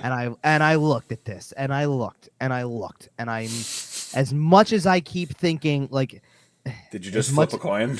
No, but as much as I want to keep thinking that maybe something different happens, I can't do it. So I'm picking Tampa. Wow. Is it Andrei Vasilevsky? Is it the goaltending? Like, what do you think? It's the ability to flip the switch when the time comes. Just the ability to get it done. That they just seem to have that natural ability. I mean, listen, maybe I'm spoiling something by jumping a couple steps ahead here, but whoever wins the series isn't going any further than that. Okay. But at the very least, because I think it's going to take a lot out of either team. Like, whoever moves on is going to have to put a lot of effort into winning this series. I have them beating Boston. Oh God. But either way, here's where you're right with Tampa. There's a lot of mileage. So yep. When you think of Vasilevsky, when you think of Hedman, when you think of Sergachev, when you think of all of those guys, and then you get to the forward group as well, there's a ton of mileage on that team. So and that's why an extra 90 games over the last 3 or 4 seasons. Yeah, and that's why I think that it doesn't matter whoever ends up winning the thing. Like, especially if I'm right on this and it is Tampa, then I don't think they stand a chance against Boston in the next round, because they're going to pour so much into this series. I mean, I'm not sitting here trying to run out of gas eventually. Now, like, for what it's worth, by the way, I'm not sitting here saying that means Boston would just sweep them in the next round, but I'm also not. It was an easy pick to go from there. Like, that's fair. I just can't keep like. And we've done enough of these playoff shows for me to say that I'm saying this is a repeat statement, but you know this. If I say 7, I can see it going either way. Absolutely. Yep. So I'm not saying I wouldn't be surprised if it's Toronto, but and I hate to say it this way, but it's the only way I can say it. It's still Toronto for me. Yeah, and until they change my mind, I just don't know. So I'm still sticking with Tampa. I don't disagree with you. It is hard to bet against Tampa, and quite frankly, it's hard to bet for Toronto, just given the history. So sure. I totally understand where you're coming from. I think it's going to be a great series regardless. That's going to be one of the most fun in the first round for sure. Moving on to a series that I think might be the most fun in the first round. This is interesting. The Carolina Hurricanes and the New York Islanders. Now, the Islanders get in with the epic collapse of the Pittsburgh Penguins, which we're loving over here, you would think. But the Islanders get in and run up against the Carolina Hurricanes, who, man, losing Andrei Svechnikov obviously does hurt them, but it's still just such a deep team. Mm-hmm. Who do you have here? How long do you have it going? I certainly don't see it being a short series. I'll tell you that for free. I love how you spun that to me, so you didn't have to go first this time. I mean, I have my answer. My bracket's already filled out. I know. Those are the ones I'm sticking with. I know, and then you gave your answer first for the last 2, so I'll go first this time. That's fair. I will precursor this by saying, if, at least out of the East, because I don't like it's like you. It's like doing Tampa, Toronto, or whatever. Like, a 2-3 is not really much of an upset to me, especially for how close these 2-3s were to an extent, or what they went through anyway. Like, is anybody really going to be surprised if it's Tampa over Toronto, if it's the Rangers over New Jersey? Like, that's not an upset. Like, an upset is a wild card stunning one of the top, one of the division winners. This is the most likely one that I can find out of, I think maybe even out of the entire grouping, like, of all of them collectively. In terms of, like, I think that's fair. That this is the one that I could see going the other way. I do still have Carolina winning the series. I have Carolina in 6. But it would not surprise me if the Islanders not only made it even more of a series than that, but did so early, because they're kind of also riding a wave. I do think there's another element where if they can win a game in Carolina, going home is going to be something special for them. Oh, because it's a new building. It's, they're ready for it kind of stuff. Like, I think that could be really interesting stuff. And like you already mentioned Svechnikov for Carolina and how he's not going to be available. What happens if Barzal comes back? Sounds like he is. From what I'm seeing, it sounds like he is. So that, by the way, that's what made it more impressive to me, is them getting in, like, without Matthew Barzal. Well, not just without, but it's like, I've often thought that Brock Nelson was an underrated player to begin with. He may not be after this year because he was the guy who practically carried them in. He was stellar. Like he was outstanding. And that's sometimes the difference. Now get a player who's playing like that with the confidence that he is. They added Bo Horvat at the deadline-ish like time frame. They get Barzal back. They've got everything kind of going for them. Sorokin's been brilliant. Like they do have a lot going for them. That's why this is going to be an interesting series. I will say this. If the Islanders do find a way to slip by Carolina, I could see them doing some serious damage, making a run, winning another round, like really being an impact. That being said, I do think Carolina is just a little bit too deep. They have a little bit too much talent, even without Svechnikov. I have the Carolina Hurricanes in 7. Okay. Yeah.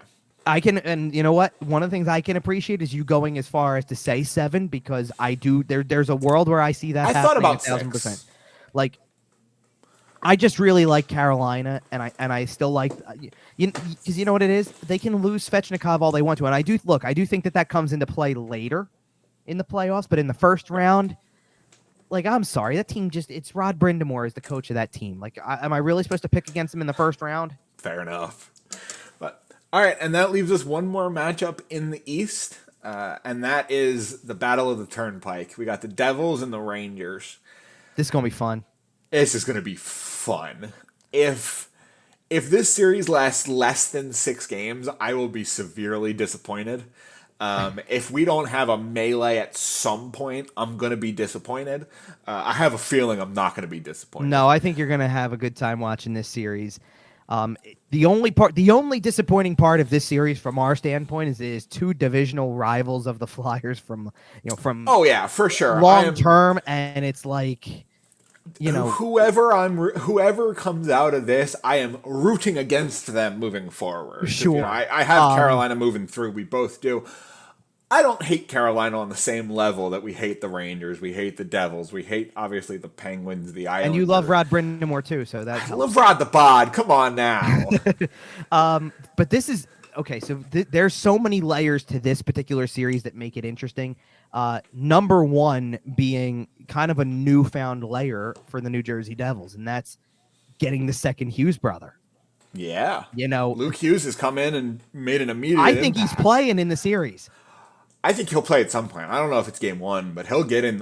I don't see any reason why he wouldn't. That's the thing. Like that room with both of them in it was vibing when he scores his first goal to win a game in overtime. I think this series comes down to a player getting hot, catching fire, taking over the series. I don't want to say it doesn't matter who it is, but both teams have guys who have can take over the game guy. Yeah. And I'm going to hit you with a little bit of an unusual one, and it's going to lead me to my pick. Okay. I think the biggest, most impactful player in this series is going to be Jacob Trouba, and I have the New York Rangers in 7. Wow. Okay, that was the funny thing is I had a feeling you were going to pick a Ranger.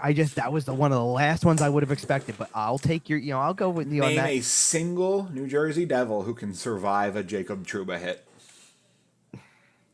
I mean, you got a point. And he hits like a Mack truck. He does hit like a Mack truck. And Jack Hughes is small, and Luke Hughes is small, and Nico Hischier is small. Like, if any one of those get buckled in the first couple of games, that can shift a series, especially for a Devils team that does not have a ton of playoff experience. So you picked the Rangers in 7. Yep. I picked the Rangers in 6. Okay. And I'll go into my reasoning a little bit here. So number one on my list for me is something you just said, which is the experience factor. I think that the Rangers' experience factor here is going to ultimately prevail. The other thing for me that I'll add in is you brought up the take over the game kind of guys, and then you went to Jacob Trouba, which is certainly an interesting pick for that type of stuff. I get that. Simply for the physical element. Oh, and I get that. Yeah. Here's where I'm going to take it from, because I've watched, or seen enough when I'm looking at the Devils box scores and I see Hischier have a game, or I'll see Jack Hughes have a game, and Luke Hughes has looked good at the start. And, and maybe, it could also be Dougie Hamilton who takes over a game in that respect. It could be, it could be Jesper Bratt who takes over a game that way, right? Like all of these types of players have done something to kind of have that take over the game ability in some way. You know who I don't see taking over a game sometimes for New Jersey? They're lower, the bottom six. And I just can't help but think that at least one of these games, if not more, are going to be impacted by that kid line that the Rangers have. That Philip Hedl, Capo Caco, Alexei Lafreniere. I think that could be the big X factor, that they've got guys like that who, by the way, were doing it last playoff and damn near had the Tampa Bay Lightning on the ropes. Yep. And something that you cannot overlook. We got Showtime on Broadway in the playoffs. Well, that too. Sure. We know Patrick Kane shows up in the playoffs. Well, and let's put it this way. Let's add another layer then. You want take over the game ability. We already knew that the Rangers had it with Zibanejad and Kreider, guys like that who can certainly make their mark on a game. Now, like you mentioned, Patrick Kane, how about we throw in Vladimir Tarasenko as well? Like Artemi Panarin, like that top six is loaded, and yet somehow or other, I still think one of these games is going to come down to like that third line doing something. It could come down to, here's another example for you, because let's go to the fourth even. It could come down to a game where Tyler Mott's the player to watch. It really could. Or the guy we talk about at the end of the game and say, that's the guy who helped, That makes my heart so happy. I had Tyler Mott in a sim league several years ago, and it just makes my heart happy to see him contributing. There you go. But I'll take, and listen, I think New Jersey's going to make it interesting because they are definitely an up and coming young team that this is only the beginning for them, especially now. Oh no, certainly. Well, especially now that, like, let's put it this way, Jack Hughes is a superstar. Oh, for sure. It's firmly established now. So he's already there. You've got Luke Hughes there. They've got a whole host of others who have been able to take over games too. Because Dawson Mercer had a stretch for a little while where he was unstoppable. Ooh, man. Like they've got a good young team. You know what they don't have that? You know what else they don't have that the Rangers have? Igor Shesterkin. Right. All right. So that'll wrap us up here for the East. Yep. We will come back and revisit the East, obviously, when it comes to picking our Stanley Cup winner here in a minute. Yep. But who do you got coming out of the East? Well, we'll set this up as a teaser so we can circle back to it for our Cup matchup here. Okay, well, I have somebody who I guess you don't because you already hinted at it. I have Boston coming out of the East. Okay. I have the Carolina Hurricanes coming out of the East. Okay. So, I think Rod the Bod is going deep here. So okay. All right. Let's flip over to the West here, where we have our tabs. Okay, we're starting in the Central Division. We have the Vegas Golden Knights against the Winnipeg Jets. Well, it's kind of both. It's Pacific, really, because that's the Pacific that is winner, fair. I'm sorry. Yep. But you're right. It's that meshed version because you got a wild card team from one versus, I get it. I forgot Vegas wasn't still in the Central because of that weird COVID year. And yes, that's true. Anyway, okay, so we have Vegas and Winnipeg in the first round. Man, I'll tell you, based on what I've seen out of Winnipeg over the last 3 weeks, I picked Vegas in 5. I'll just come out off the top with it. I won't be surprised if Winnipeg stretches it to 6 or 7 or wins the series. They're not a bad team. Mm-hmm. But I just, based on what I've seen out of them recently, it doesn't look like they want to be there. And Vegas is starting to click a little bit. And I think it's just ships passing in the night, and Vegas is kind of just going to blow them out here. If I'm not mistaken, I may be stealing this line from Steve Dangle's predictions. So because I'll start with this. I have Vegas in 6 over Winnipeg. So I do stretch it out a little bit. Winnipeg is, and I think this is where I'm stealing the line. Winnipeg has Connor Hellebuck, who can certainly steal a few games on stuff like that, and Vegas has everything else. Fair enough. Vegas is better in every other area. It feels like, and I can't. What this is, and now this is me talking, not kind of stealing the Dangle answer. I can't help but think about the couple of weeks that there were where Winnipeg was struggling pretty heavily, looked like they might suddenly drop out of this race. And, Rick Bowness was saying things like our best guys aren't the ones playing well enough. Like this, we got to get this in order and also. So that just worries me because Vegas, I think, is going to come in with a mission. And absolutely, that's like, I agree. Vegas does not have the goaltending that Winnipeg does in this particular case, but they have everything else. I still think they do have everything else. And you know what else I think they've got? I think they've got a coach who wants to work his way there and see how far this thing can go because, he's back in a playoff race too.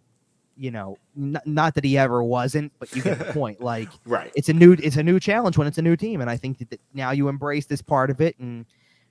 But I don't see this being this won't go to 7. This I understand you're picking Vegas 5. is I'm just going the better team here. Yeah, I'm going Vegas here. Okay. And that wraps that up. And heading to our other matchup out of the Pacific here. Another rematch from last year. This was in the second round, or was this the first round last year also? That's a good question. No, I think it was first round because Okay. then didn't Edmonton play? Edmonton played Calgary in the second, I and thought then they played Calgary in the first. no, the Calgary had Dallas in the first. Oh, right. Which Okay. we're going to get into those players later, so I don't want to jump too far ahead. But yes. But either way, we have a rematch: the Edmonton Oilers versus the LA Kings. What are you thinking about this one? This is look, I really do like LA a lot. I think they've done some good things over the last year to really make a name for themselves. And because a lot of it has been kind of drifting away from the old guard and coming in with a new core. Less reliance on Anze Kopitar and Drew Doughty. Yep. More trading away Jonathan Quick. More reliance and more reliance on Adrian Kempe's really been a leader out there. Philip Deneau is really good this year.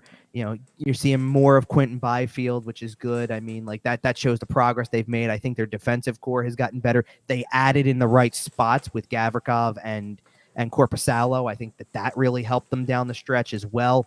That being said, do you really want me to bet against the best player in the world in round one? I'm not going to do it. The guy who topped 150 points this year is really going to bow out in the first round? I think not. And not only that, but a team that also had 300-point guys on the roster. Crazy. I just can't do it. So, that's my reason. I know that the knock here is always who's in goal for Edmonton. I don't care who's in goal for Edmonton. I'm taking Edmonton in this in 6. Okay. I have the same. I also have Edmonton. I also have 6 games. The only thing that has me nervous about that is the fact that Phil Deneau is really, really good. He is really good. The problem with that is when you're playing the Oilers, one player isn't enough, because if you do manage to somehow subdue McDavid, guess what? Here's Draisaitl. Guess what? Here's Nuge. Guess what? Here's all these players, and I guess there's not too many more, but you know what I mean. And here's Zach Hyman. Here's right, yes. And also Connor McDavid's getting to the point where containing him might mean only holding him to 2 points. Kind of sometimes, yes. And as crazy as that is to say, the guy had 155 points this year. If you hold him to 1, you probably feel pretty good about it. Is it crazy for me to think that down the stretch, by the way, that he kind of took the foot off the gas from his own production standpoint? He could have scored 70 just, if he wanted to. Just to prep for something like this so he can hit it again. And this was Connor McDavid load management. He was coasting for a little bit, letting the nitrous tank build back up, and I expect him to be hitting the gas.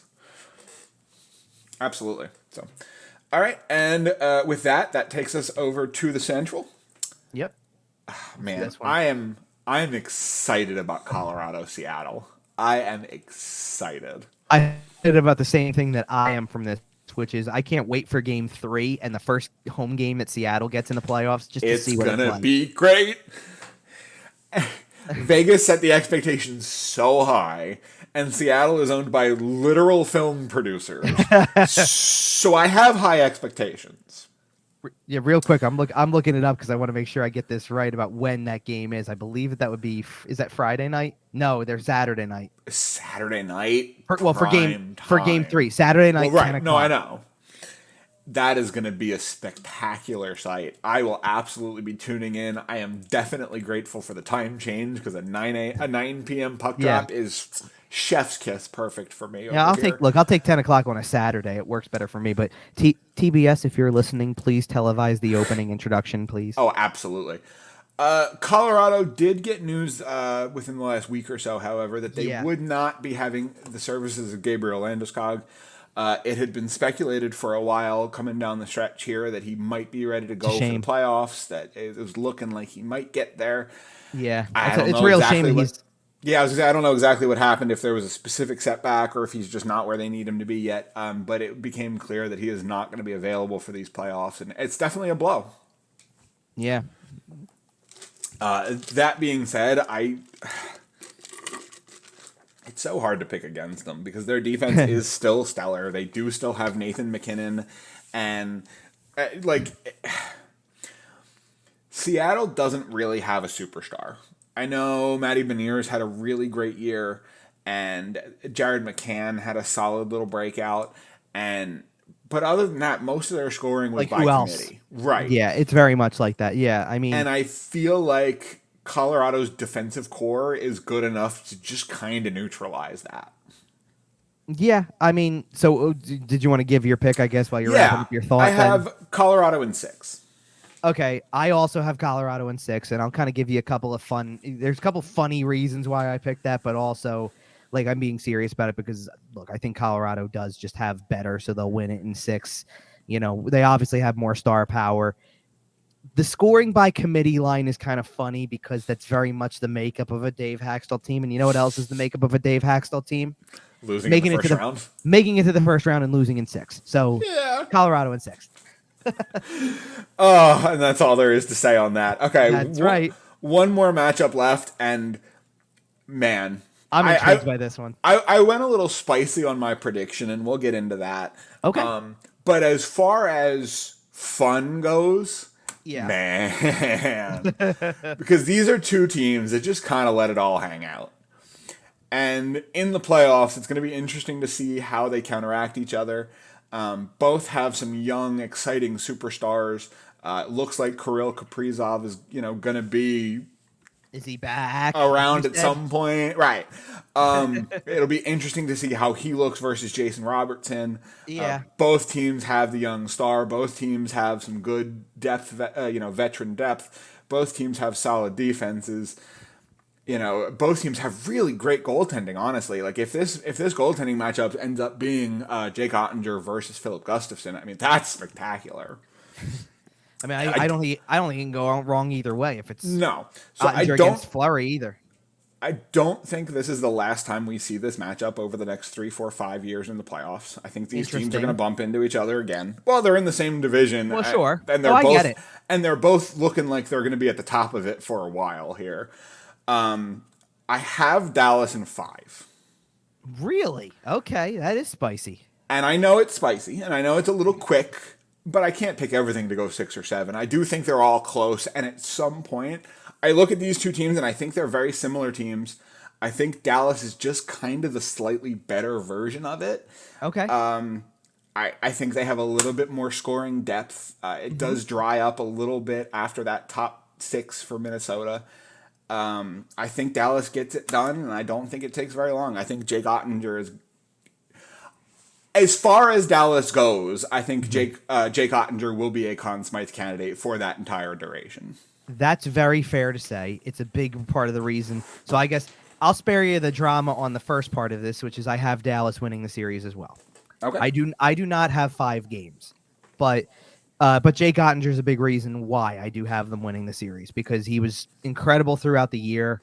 I guess I'll just give the game number now too because there's a little bit of a backstory behind it, so to speak. I'm picking Dallas in 7 because this time around he doesn't lose Game 7.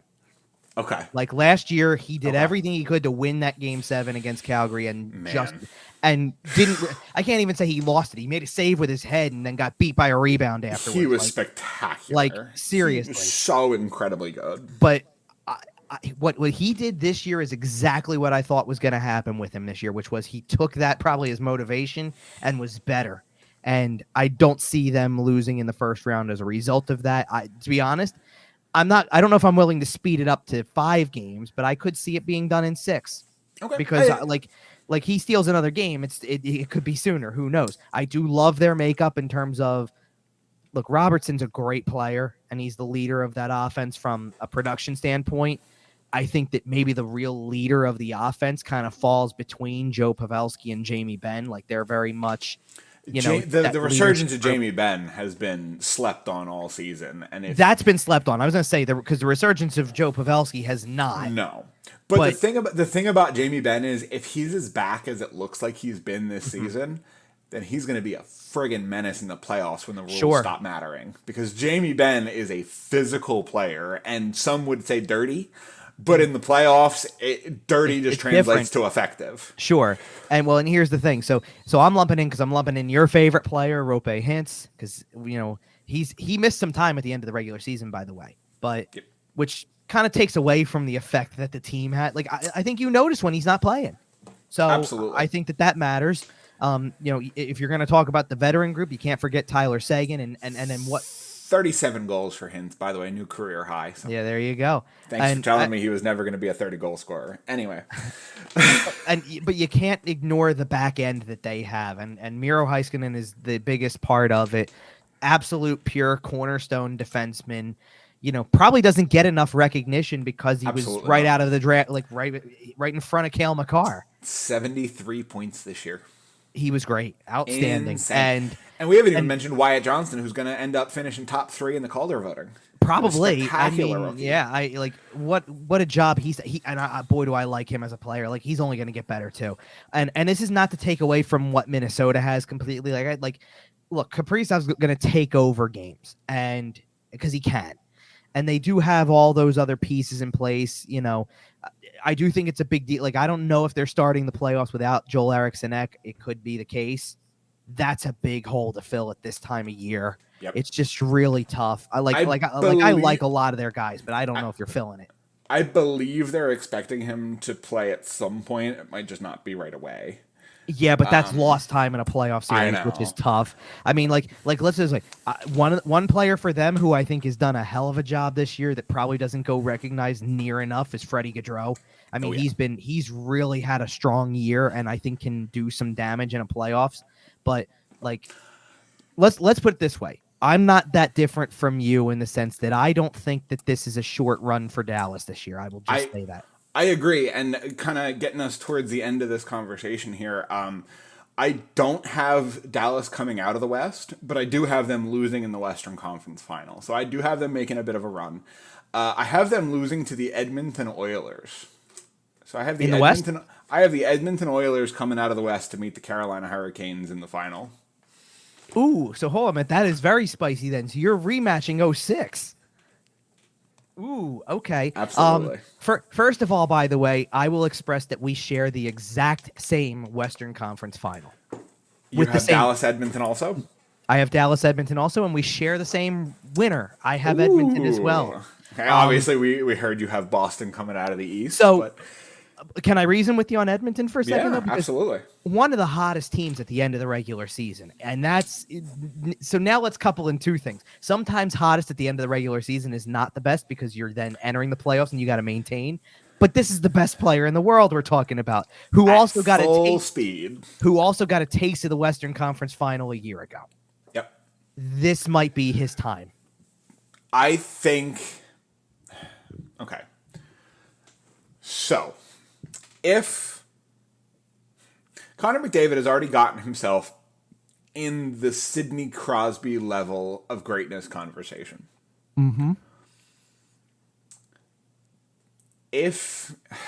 I'm trying so hard to say this the right way. I know, you're trying to be careful. Go ahead, hit me with it. If he continues dominating this postseason like he did this regular season, and the Oilers go on a deep run, yes, you start looking at McDavid a little higher up the all-time chart than that. Let's just put it that way. I know he's not there yet. Until he has the rings, it doesn't matter.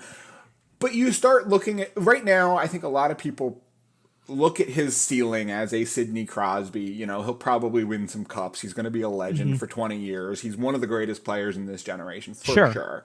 Probably the single greatest player of the current generation as we sit currently. Right. But man, he's got the potential, and we've seen the takeover in him.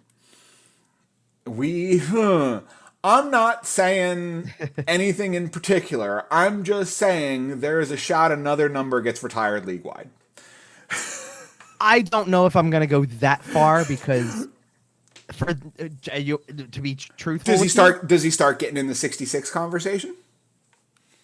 As kind of one of those, and again, obviously he'd have to win at some point. We are still talking about a guy who's 26 or 27. One of the only reasons I don't believe that is because, he's not even the only 97 in the league right now.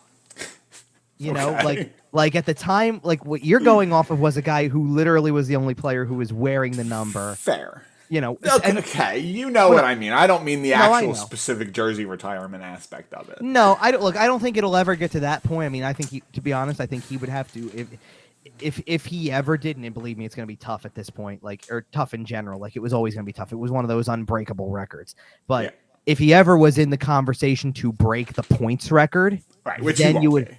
Well, no, but I do think he has a legitimate conversation as number two. Like Okay, fair enough. like nobody. Let's just say nobody else in the history of the National Hockey League has ever reached 2,000 points outside of Wayne Gretzky. He could do I it. think he could become the second. Okay. Well, Just at the clip that he does things at. and based on the predictions we both have him getting his first shot at Lord Stanley here. We do. So let's talk about our cup finals here. You have Edmonton and Boston. Right now, okay. So do me one favor because we already just confirmed it. We already confirmed Edmonton over Dallas in the conference final. Yeah. So you have Carolina beating who in the conference final? Toronto. Okay, and I have Boston beating the Rangers. I have Carolina beating the Toronto Maple Leafs after so their second round victory over the Boston Bruins. Sure. So I have Boston over the Rangers in the conference final. So that's how I got to that point. Okay. So everybody else do the math. Okay, you can figure out who we picked from the winners at this point in the second round. So there you go. And after the brackets lock, you will be able to see our brackets on the league Sure, on NHL.com/brackets. Sure. All right. So who you got in the final then? Carolina or Edmonton? So I think in your final, Yes. in Edmonton versus Boston, Okay. I think I would take Boston Okay. because at that point, that team is just so complete that if they get there, I have to assume that if they befall any sort of major tragedy, it will knock them out before this. If they lose, knock on wood, if they lose Bergeron and McAvoy, they're not going to make it here. Right. But I think as long as they make it here, at relative health, I think a Boston team in the finals is not losing just out of pure determination. In my series, though, in Edmonton versus Carolina, I have it a little. It's a fun series. Yeah. Not a ton of goaltending. Okay. Some really good players on both sides. Some real intensity. I think it would be interesting to see what Connor McDavid could do against Carolina's defense core. It'd be interesting to see what the Carolina Hurricanes could do against the Edmonton Oilers defense. I would be choosing. You mentioned 2006 earlier, and Yes. what do you remember about that cup? Like when you think about that Stanley Cup final, what is the first image that pops into your head? Rod Brind'Amour holding the Stanley Cup. Okay, take two. Okay, there you go. Carolina Hurricanes. Do you have a number of games for that? I did not have a number of games, but I think I put it at like 39 goals. So I'm expecting a bit of a longer series. I would say probably 6. Okay. The only let's just wait. The only reason because I thought you might go with the complete deja vu moment and say in 7. Okay. Not quite. Because let's not forget that when Carolina won in 2006, they were up 3-1 in the series and then nearly blew it and then pulled it out in the end because a lot of people were pulling. By the way, speaking of which, something we didn't mention from around the league, by the way, the coach of that 06 Carolina team is no longer coaching in Washington anymore, by the way. Right. Just throwing that out there. So Peter Laviolette's a free agent again. But so, okay. So that's an interesting, I see your reasoning behind that. Totally. Okay. The interesting part for me, and I'm actually starting from this point with Carolina, is I don't even have Carolina getting to the conference finals, and it has everything to do with Svechnikov. That's fair. Before that injury, my conference final for the East was Boston, Carolina. And I don't know if I think I still would have had Boston coming out of the conference final at that point. But I really think, like I even said, I have Carolina probably getting past the wild card. And then that's probably where they run into trouble. Fair enough. And that Metro division is so evenly matched, and they were close all year, and they've played great games against each other all year. I certainly won't be surprised if that's the great thing about the playoffs. Right. And part of the reason why I have Boston going into the Stanley Cup Final is because as I look at the matchups that I have lining up for them, I think each one starts to become favorable for them, that they would play like they're playing Florida, who we both think obviously they're going to be able to defeat. Then I have them playing Tampa, who I think is going to give it all against Toronto. Well, then I'm moving them on in that one. Then I have them playing the Rangers, who I still think are going to get locked into a tough series with Carolina nonetheless. And the Rangers are close. Let me tell you, they're close to being one of these teams. I just don't know. I think Carolina beating them in the second round will be seen as a bit of an upset. Yeah, Carolina losing to the Rangers in the second round is a bit. Well, no, I have Carolina going through. Is what I'm saying. On my bracket, having them go through the Rangers in the second round. I know that's a bit of a controversial opinion. And by the time the Rangers would get to the conference final and play Boston, for me, again, I'm starting to wonder about mileage. Not necessarily on the younger guys, but a guy like Trouba, who's got some age to him and who plays the way that he does. Patrick Kane is not really even completely 100% now. What's he going to be like by that point of the playoffs? How about Tarasenko, who's dealt with injuries over the past, right? Even a guy who could come into this thing 1,000% completely healthy. Playoffs are a different animal. What happens if Chris Kreider just takes a beating at net front because that's how he's Chris Kreider, right? But that's what I'm saying. So I just think that Boston has too many waves coming at you to fall apart at that stage of it. I agree. And once you get to the Cup final like that between these two teams, as much as you can look at this could be McDavid's time and it's, because it's McDavid and all that type of stuff, there's a destiny feel to this whole thing with Boston and the way that the whole year has gone. I mean, we've been saying Last Dance since August. And but you know what's funny? It started there, and then it was, look how much they're winning. Then it's something like Linus Ullmark scores a goal. Then it's something like there's just too many magical moments for this team for it to not end this way. Taylor Hall's going to come out and have a hat trick in Edmonton. Well, do you want to know something that's interesting to me about the final two that I have anyway, that if this plays out the way it does?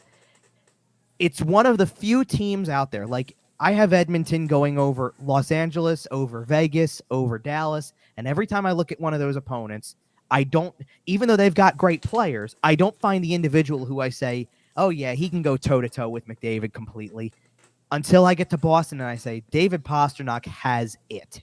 Yep. And that, to be honest... And they can handle him defensively between Bergeron and McAvoy. They're good enough defensively to shut him down. I mean, Bergeron, McAvoy, Krejci. And they have a guy who can compete with him offensively in Pastrnak, like you're saying. I would even go so far as to say that, assuming this happens, and I do have it as a coin flip, I have Boston over Edmonton in 7. So it's a coin flip. I do think it's not going to be a close series. But I would go so far as to even say, you know what, based on the way that I'm talking about it, as much as I want to sit, because this is a true thing with Boston and Edmonton, Boston will have the better goaltending on paper coming in. I don't think that's the guy who stands out the most in the series. I really think Pastrnak would be the guy. So I'll even go so far as to say if Boston wins the Stanley Cup, Pastrnak is the Conn Smythe winner. I think that's a completely fair call. I think it'll be hard to get it off of Ullmark, but I certainly understand. And I would totally 1,000% understand if Ullmark won it. I mean, Ullmark was by far the best goalie in the league this year. For the record, my logic on having Toronto beat them in the second round is I think Toronto, once they get over that hump, I could see Do you get Washington vibes? Like when Washington finally got past Pittsburgh, it was like, hey, we're past the second round. So I do still have them losing to Carolina in the conference final because it's hilarious pitching the idea of them losing a series to Frederik Andersen. But you beat... I appreciate that. Right. You beat Tampa, get out of the first round, and then you beat Boston and get to slay those demons. And then I think that team... will have... you think that team's exhausted by that point? Right. Will have spent their energy and are in the conference finals, and the Carolina Hurricanes... That's fair. Right, and the Carolina Hurricanes are a team that have been there and know how to pace themselves over a long playoff run. And I think that'll be enough to make the difference. And at that point, we're obviously talking about who's healthy. Sure. I think the interesting thing, based on the way that you're talking here, is... there's a lot of teams, and I'm saying this really particularly in the East, but I think you could say it for a lot of teams no matter what, that you could look at and say, this is their year. Every feels team loaded up. Well, but not just that, though. Boston feels like destiny. So it feels like their year. if Toronto gets past the first round, there's going to be an element where you're like, maybe this is a year where it's more than just the first round. Carolina's been close before. Could it be their year? Could it be the Rangers' year because they've been close? Could it be Vegas's year because they've been close? Could it be McDavid's time and Edmonton's year? Like, there's so many of these. And the funny part is like when we talked about this too, because you've got Carolina going through and being able to win the Stanley Cup, so you think it could be their year. We both did the same thing in the Western Conference, which means we both knocked out two teams that were sitting there going like, hey, it could very well be their year again. Like, it could be Colorado's year again. It could be Vegas. Would you be surprised if Vegas was in the Stanley Cup Final? Because I wouldn't be. No, as a matter of fact, until Edmonton got hot toward the end of the year, that was who I was going to pick. Okay. Because and the funny part is, like, now they're going to have to play each other, and I do think that Edmonton wins that series all in all. But it's like, before that, I guess what? I never wavered on the Boston side of this. I was going to go with the coaching matchup. I was going to sit there and say we are bound for a Jim Montgomery, Bruce Cassidy Stanley Cup Final, and it's going to be how fun is that? Yep. I mean, I'm almost disappointed that I can't, like, that based on the way that I feel about Carolina without Svechnikov, that I don't have them in the conference final, because I so would love to see the Jim Montgomery, Rod Brindamore conference final. I think it would be brilliant. Amazing. And you know the best part about all this, Kevin? Is that we get to keep breaking it down.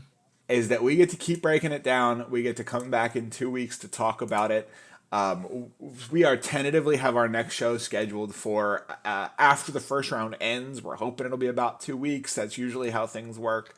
Mm-hmm. We will be back. Maybe something else later. We're working on something. We're working some things. Don't forget that I did mention the thing about me popping some stuff up on my own socials as well. So that'll be a place where you can hear me if you want to hear me. Absolutely. Make sure to follow Kevin at Kevin_Durso on Twitter. They will be and as we learned today, also on Instagram. Not that I use it a whole hell of a lot. Like, I'm so not the 21st century guy on Instagram, that's for sure. But they'd be on both. I will get them to both platforms. Absolutely. So make sure to follow him on both platforms. He'll be tweeting about the playoffs as we go along here. We'll be back in a couple of weeks to talk about the next, the next round, do a preview of the round 2, a wrap up of round 1. See how wrong we were. As well as whatever Flyers news there is to talk about. We'll touch on the Danny Briere and John Tortorella media availabilities that are happening on the day after we record. Follow us on our socials. Like I said it before, YWT Podcast, Kevin's at Kevin_Durso, Facebook, Instagram, Podbean, iTunes, Google, Spotify, sportstalkphilly.com. Find us wherever you find your podcast. Subscribe to our YouTube channel. You name it, we got it. I think that's going to do it for today, Kevin. One more sleep till the playoffs. Can't wait. Let's get this thing going. Let's do that hockey. Last call. You got Boston? Yes. All right, I got Carolina. We'll be back in a couple of weeks. We'll see who's wrong. See ya.